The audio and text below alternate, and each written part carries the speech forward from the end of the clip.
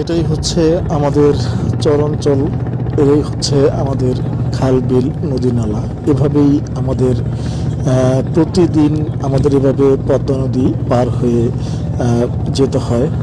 তো আপনারা যারা চরে থাকেন এবং কি পদ্মা নদী পার হন, তারা অবশ্যই কিন্তু এই দৃশ্যগুলো আপনারা বুঝতে পারবেন। এবং কি যারা এখনও পদ্মা নদী দেখেননি, অবশ্যই পদ্মা নদীর যে কি ভয়াবহ রূপ, সেই ভয়াবহ রূপ কিন্তু এই বর্ষা শুরু হলেই দেখা যায়। আমাদের প্রতিনিয়তই কিন্তু ঝুঁকি নিয়ে আমাদের পরপর পার হতে হয়।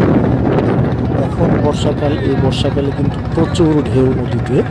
তো এবং কি সেই সাথে হচ্ছে যে আমাদের এখন যে স্রোত, সেই স্রোতের সাথে সাথে কয়েকদিন যাবৎ প্রচুর বাতাস, সেই বাতাস আসলেই কিন্তু সেই স্রোতের সাথে বিশাল বড় ধরনের ঢেউ ওঠে। তো সেই ঢেউ পার হয়েই কিন্তু আমাদের আমাদের নিত্য প্রয়োজনীয় কাজগুলো সারতে হয় জীবনের ঝুঁকি নিয়ে।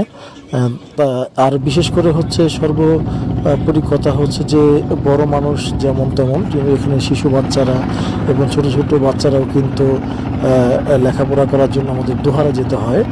তো এই পরিস্থিতি আপনাদের মাঝে একটু তুলে ধরলাম, তাহলে আপনারা বুঝতে পারবেন যে আমরা এই বর্ষা শুরু হলে আমাদের কতটা কষ্ট করে